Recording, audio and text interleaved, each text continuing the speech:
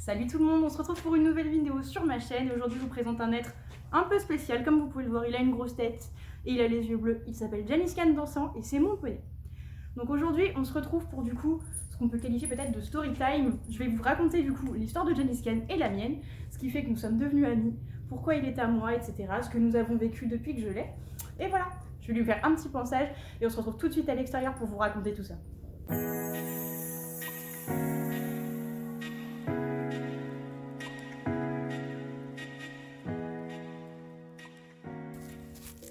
Et donc nous revoilà en extérieur, donc j'ai eu du mal à trouver un endroit où je n'avais pas le soleil en pleine gueule et en même temps me voyez, donc je ne peux pas vraiment faire mieux. Vous avez Janiscan en fond, donc du coup je vais commencer par vous le présenter et après je vais être obligée de raconter un petit peu mon histoire pour vous faire comprendre comment Janiscan est arrivé dans ma vie, etc. Donc Janiscan est un Connemara crème qui va avoir 2 ans fin mars. Crème, c'est-à-dire qu'il a le pelage blanc, comme vous pouvez le voir. Viens faire voir Bibi. Viens. Il a la peau rose, vous pouvez voir au bord de ses yeux, et il a les yeux bleus. Oui, tu peux retourner manger. Donc voilà, c'est un Connemara qui vient d'un élevage, l'élevage du Connemara dansant. Je vous ai dit qu'il allait avoir 2 ans, donc ça c'est bon. Il est très très gentil, à la base c'est un cheval de sport, c'est-à-dire que ses parents ont des origines sportives, fait pour faire du CSO, du dressage, etc. Et moi en fait je l'ai acheté dans l'optique de faire du spectacle. Voilà, c'est mon rêve, vous le savez maintenant, mon premier rêve était de me racheter un cheval, et mon deuxième est de faire du spectacle avec. Donc là il est en train de brouter tranquille, je vais le laisser faire sa vie, je solliciterai de temps en temps quand on aura besoin de lui. Mais sinon en attendant, il va brouter tranquille, je lui ai fait une petite tresse sur la queue comme vous pouvez le voir pour qu'il soit tout beau. Et maintenant je vais être obligée de vous raconter mon histoire, donc là on va être dans la partie un peu plus compliquée. Donc, j'ai commencé l'équitation lorsque j'avais 7 ou 8 ans. Donc j'ai commencé dans un petit club, etc. Et très rapidement, en fait je montais très souvent, donc j'ai... pas qu'il parte trop loin, j'ai progressé très vite et j'ai pu avoir mon premier cheval qui s'appelait Soleil, c'est un Connemara gris qui vient du même élevage que Janiscan. Et donc j'ai gardé ce cheval de ses 2 à ses 8 ans. Et ensuite mon père est tombé malade et je n'ai pas pu le garder puisque financièrement mon père ne pouvait plus travailler, etc. Et à l'époque, donc j'avais 14 ans, j'étais pas en mesure de travailler. Attendez, faut que je le rappelle, il est un peu loin. Viens Bibi, reviens, viens faire voir comme t'es beau. Voilà, c'est bon, j'ai ramené mon fauve. Et donc du coup je n'ai pas pu le garder. Donc en fait j'ai déjà eu une première expérience en ayant mon propre entre guillemets cheval, même si je ne dirais pas financièrement. J'ai eu ma propre expérience avec les chevaux, j'ai monté pendant des années et lorsque j'ai vendu mon cheval j'ai tout arrêté la première fois, donc j'avais 14-15 ans, je montais très rarement chez des connaissances une fois par an, pas plus. Mais j'avais gardé tout mon matériel, etc. Et en fait, même en ayant vendu mon cheval perso, entre guillemets, l'équitation me manquait énormément. L'équitation me manquait énormément, j'y pensais très très souvent. Je rêvais notamment de faire du spectacle, je parlais tout le temps de mes copines que je voulais avoir un cheval, que je voulais faire du spectacle, que je voulais avoir mon propre poney, si possible reprendre un Connemara parce qu'en fait c'est une race à laquelle j'étais vraiment très très attachée. C'est une race de chevaux qui, si on les élève, enfin comme tous les chevaux bien sûr après, hein, si on les élève comme il faut ils sont très gentils. Mais de base c'est vraiment des chevaux, enfin c'est des poneys même pour les enfants, ils sont gentils, ils sont à l'écoute, ils sont très polyvalents. Ils peuvent faire du saut, ils peuvent faire de la voltige, ils peuvent faire du spectacle, ils peuvent faire du dressage. Reviens là. Vraiment, ce sont des poneys hyper polyvalents qui peuvent tout faire et qui ont des caractères d'amour, vraiment. Et Janiscan ne déroge pas du tout à la règle parce que niveau caractère, il est adorable pour son âge. Il a même pas 2 ans et il est à l'écoute, vraiment, c'est un top poney et il retourne manger, il s'en fout de ce que je raconte. Donc j'ai fait des études après le bac et tout de suite en tête, j'ai eu cette idée, dès que j'ai pu commencer à travailler pour financer mes études, de me dire je travaille pour me racheter un cheval. C'est sûrement pas la meilleure chose à faire. Regardez, il est au bout de la longe. Donc du coup, dès que j'ai travaillé... Reviens. Je vais y arriver. Dès que j'ai travaillé, j'ai voulu me reprendre un cheval. C'était vraiment super important pour moi. C'était mon but. En fait, à la base, c'était de racheter mes chevaux, mon cheval notamment que j'ai eu avant. C'était vraiment mon but. Et je l'ai cherché. Il marche sur le trépied, non mais je vous jure. Attends. Oh. Hop. C'était vraiment mon but, c'était particulièrement de me racheter ce cheval-là que j'ai cherché pendant des années, mais en fait malheureusement ça ne s'est pas fait. Il est tombé dans un endroit où il est très très bien, mais il fonce dans le trépied. Recule. Recule. Et comme je vous disais, ça n'a pas pu se faire. Et après donc j'ai commencé à chercher un cheval de mon côté. Donc je travaillais, j'ai commencé à me chercher un cheval, je suis allée en voir dans plusieurs endroits, j'en ai essayé quelques-uns, etc. Mais j'avais jamais le coup de cœur. Jamais, ça... J'en voyais un peu partout. Il y en avait beaucoup de cet élevage de Genghis Khan que j'aimais énormément, auquel j'étais très attachée, etc. Mais à chaque fois, je me disais, il n'y avait pas, comme on dit, vous savez, le petit truc. Il n'y avait pas le petit truc. Et en fait, quand je suis revenue dans ce club, donc après avoir vendu mon cheval, donc des années après, hein, Genghis Khan était à son sevrage, il venait d'avoir 6 mois, et j'étais venue les voir justement dans l'optique avant de remonter, de me reprendre un cheval. Et je l'avais vu avec sa mère, donc il était un peu plus petit que ça. Il était avec sa mère dans un troupeau, avec ses demi-frères, demi-sœurs, etc. Et puis c'est vrai que sur le coup, bon, j'aimais pas forcément les chevaux crème, les chevaux avec les yeux bleus. Bon, c'est pénible. Puis je trouvais que moi je voulais me reprendre soit un cheval pie, donc c'est-à-dire pie, noir, pie, ce que vous voulez. Je voulais me reprendre un cheval pie parce que j'aimais beaucoup cette ambiance bicolore. Et je voulais pas forcément d'un cheval avec les yeux bleus, ça m'intéressait pas plus que ça. Et alors un poulain encore moins, parce que moi je voulais un cheval pour monter tout de suite. Du coup ça ne s'est pas du tout passé comme prévu, comme vous pouvez le voir. Et donc je l'ai vu dans son pré avec ses frères et sœurs, j'ai caressé tout le monde, j'ai dit ouais bon. Et en fait il avait son demi-frère qui était un poney gris très foncé, qui me plaisait un peu plus. Et après donc vint leur sevrage, donc la propriétaire et éleveuse les met dans les box pour qu'on commence à les approcher, les brosser, les sociabiliser. Et en fait Genghis Khan était dans un box tout seul en face des autres, parce qu'il n'y avait plus de place. Et puis du coup je suis allée le voir, moi je me suis pas posé la question, j'ai commencé à le gratouiller et tout. Et l'éleveuse elle m'a dit oh, c'est la première fois que quelqu'un peut le toucher, d'habitude il est super timide. Et c'est vrai que il était très timide au début. Mais alors maintenant, plus du tout, hein, il est plus timide du tout. Et donc voilà, direct je me suis dit oh bah cool, je me suis fait un copain. Et elle m'a dit ça se trouve c'est le cheval de ta vie. Cette phrase, je me rappelle, m'a marquée. Et en fait le soir ou le lendemain je parlais avec mon papa. Et je lui ai dit papa, je sais que tu veux pas que je me reprenne un cheval et tout. J'ai dit mais moi les chevaux me manquent, je veux me reprendre un cheval et dès que j'ai telle somme de côté je me prends un poulain. Et donc j'avais parlé de Genghis Khan précisément, j'avais dit il y en a un qui est un peu crème et tout, qui a les yeux bleus machin, et puis d'habitude personne ne peut le toucher, je suis la première à l'avoir touché. Et là on va rentrer dans le moment un peu moins drôle, même pour moi. Ça va être un peu difficile d'en parler, mais pour comprendre tout ce qui s'est passé, je suis obligée. Mon papa malheureusement est décédé très peu de temps après. Et donc la dernière fois qu'on a parlé, on a parlé de Genghis Khan. Mais du coup, après l'incident du décès de mon père, etc., j'avais plus forcément en tête de me reprendre un cheval. Je voulais juste monter et un peu faire mon deuil, passer au-dessus de tout ça, etc. Donc pendant quelques mois, donc mon père est décédé en décembre, jusqu'à juin, juillet, j'ai tout mis en stand-by. Je montais juste comme ça pour passer à autre chose. Je me louais un cheval que j'aimais bien dans la pension où j'étais. Vraiment, je faisais mon max pour passer à autre chose, etc. C'était très dur, bien sûr, mentalement. C'était un peu galère, hein, je vais pas vous mentir. Et donc j'en ai vu plein. J'ai commencé à baisser les bras. Vers début août, ça a commencé à m'énerver d'en voir plein. Et je me disais, ça doit pas être le bon moment. Si je trouve pas, c'est que c'est pas le bon moment pour avoir mon cheval. C'est pas bon. Et en fait, fin août, l'éleveuse m'envoie un message et me dit Chloé, je sais que t'aimais bien Genghis Khan. D'ailleurs, je commentais les publications quand on le voyait sur les réseaux. Je disais oh mon petit chouchou, il grandit, machin. Reviens loulou. Déjà. Donc voilà, du coup, je disais oh mon petit loulou, machin, il grandit, ça passe vite. Et elle m'envoie un message, elle me dit Chloé, Genghis Khan est acheté, quelqu'un le prend. Je sais que tu l'aimais bien, mais voilà. Une dame, je crois que c'était une jeune femme en plus qui devait avoir plus ou moins mon âge, le prend. Puis je me suis dit, sur le coup, je me suis dit bon, bah tant pis. Je me suis dit c'est pas grave. Bon, quelqu'un le prend, tant pis pour moi. Je me suis dit j'en trouverai un autre plus tard. Voilà ce que je me suis dit, je vais pas vous mentir.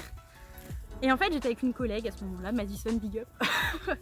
Et en fait, en parlant avec l'éleveuse de fil en aiguille, elle me dit mais elle en aime bien un autre.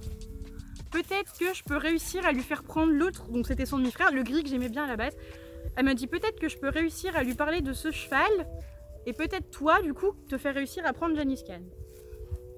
Du coup, tout était bien sûr super précipité, et j'avais pas d'autres plans, j'avais pas d'idée de pension, j'avais pas de matériel, vraiment, j'avais que mon vieux matériel, mais c'était un cheval que j'avais avant, c'était un Connemara, mais qui était à taille adulte.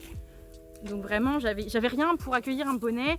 J'étais pas prête forcément mentalement puisque j'avais tout mis en stand-by, j'étais pas forcément prête non plus. Puis me sentais pas forcément prête à ce moment-là et j'étais avec ma collègue Madison. Viens, prends une carotte. J'étais avec ma collègue Madison qui m'a dit écoute, si tu le prends pas maintenant, si tu prends pas ton cheval, ce cheval-là précisément, elle m'a dit tu auras peur toute ta vie et tu ne le prendras jamais. J'ai donc dit à l'éleveuse, ok. J'ai donc dit à l'éleveuse, ok, je le prends, ce sera mon poney. Donc du coup, je l'ai acheté dans la précipitation, etc. Donc ça a été très compliqué. Donc du coup, au début, je l'ai mis en pension là-bas, etc. Ça a été compliqué parce qu'en fait, c'était ce qu'on appelle un peu un achat compulsif. Même si je rêvais d'avoir mon cheval depuis des années, tout s'est fait très très vite puisqu'on m'a parlé de lui, qu'il était à vendre, etc. Et en fait, en 48 heures, je me suis retrouvée avec mon cheval, avec un poulain. Et je ne m'étais jamais occupée d'un poulain. Je ne savais pas m'occuper d'un poulain. Donc tout s'est passé très très très vite. Et en fait, les premiers mois, je vais vous le dire, hein, les premiers mois ont été très difficiles parce que je ne savais pas forcément éduquer un poulain. Je ne savais pas comment lui apprendre à donner les pieds, marcher en longe, etc. C'était des choses, comme j'avais jamais fait forcément, je savais pas comment m'y prendre. Donc il y a beaucoup de fois, il y a de nombreuses fois où j'ai pleuré pendant des heures dans l'écurie en me disant mais j'y arriverai jamais.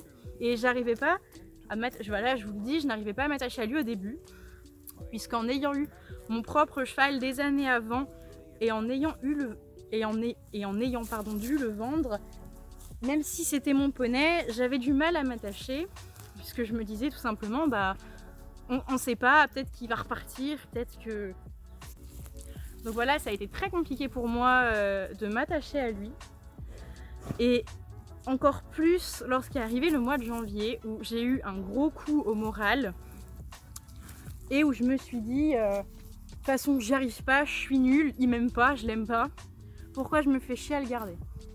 Voilà, hein, je pense que ça arrivait à d'autres, ça arrivera à d'autres. J'ai eu ce moment où je ne voyais plus l'intérêt d'avancer, d'avoir mon cheval, je ne voyais pas l'intérêt de donner du temps, alors que j'avais l'impression qu'il ne s'attachait pas à moi, et que moi mentalement j'arrivais pas forcément à m'attacher à lui, vraiment je voyais pas l'intérêt. Donc je me suis dit, il s'est repris les pieds, non, je le ramène. Viens me brouter par là, Loulou. Là, les grosses fesses. Hop. Donc voilà, pendant un grand moment, ça n'a pas duré longtemps, ça a dû durer un mois, oui. Ça a dû durer un mois et pendant un mois, je me suis dit, je le vends. Donc j'avais mis des annonces partout, j'ai été contactée par des gens, bien sûr, forcément. Et je me suis dit, à chaque fois je disais, non, je me suis dit ça va pas, ils vont pas faire comme je veux, ils vont pas faire ce que je veux, ça me plaît pas. Il y a quelqu'un qui arrive, bon, c'est pas grave. Et du coup je me suis dit non, ils vont pas faire ce que je veux, il aura pas la vie que je veux, que je lui imaginais, ça me plaît pas. Donc j'avais cette excuse de me dire il m'en donne pas un bon prix. Mais comme au début j'étais vraiment résignée à le vendre, je me souciais pas tant que ça du prix, puisque je me disais faut qu'il parte, faut qu'il aille dans une nouvelle maison, il sera mieux, il faut que je trouve une autre solution. Là. Mais voilà, c'était vraiment... chaque fois je me disais la personne n'est pas assez bien. Et une fois j'ai une proposition qui m'a plu, une fille que je connaissais, avec qui je m'entendais bien. Et je me suis dit, bon, je pourrais toujours le voir, etc. Mais ça sera plus le mien, bien sûr, il a fallu se faire une raison. Si je le vendais, c'était pour plus que ce soit le mien. Et je lui ai dit, j'attends un peu. Je lui ai dit, je t'en tiens au courant, je t'en reparle, etc.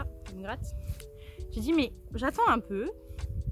J'attends de voir, j'attends de faire des choses, etc. Et on va voir ce qui se passe. J'ai changé de pension fin janvier, parce que là où j'étais, ça ne me convenait plus, voilà, tout simplement. Et en fait, en partant de l'endroit où j'étais pour aller dans cette nouvelle pension où je suis actuellement avec lui, bien, j'ai eu comme un déclic. Et lui, je pense que lui aussi, donc c'est sûrement moi qui ai changé de personnalité, qui l'a fait changer de personnalité forcément. Mais je me suis beaucoup attachée à lui, j'ai découvert des facettes de lui que je ne connaissais pas forcément. Il est devenu câlin, il aime les gratouilles. Quand j'arrive, il voit ma voiture, il arrive, il vient m'attendre à l'entrée du paddock. Je veux dire vraiment, ça pour moi ça a été une sorte de renaissance. On a pris des cours ensemble avec une professionnelle du spectacle. Donc pour moi ça a été une chance inouïe de parler avec quelqu'un comme ça, qui a travaillé avec Lorenzo, qui a ses propres chevaux de spectacle, qui travaille dans un hôtel, etc. Je veux dire vraiment ça a été une chance phénoménale pour nous, pour moi surtout, et un peu pour lui, mais bon lui il s'en fout un peu. Viens Loulou. Viens. La longe est grande, mais si tu tires trop dessus, voilà, c'est bon il revient. Ah attention, grosse tête. Tu veux une carotte? Fais voir aux gens comme t'es bien dressé, fais un smile. Smile. Smile. Ouais, c'était un smile de flemmard. Hein.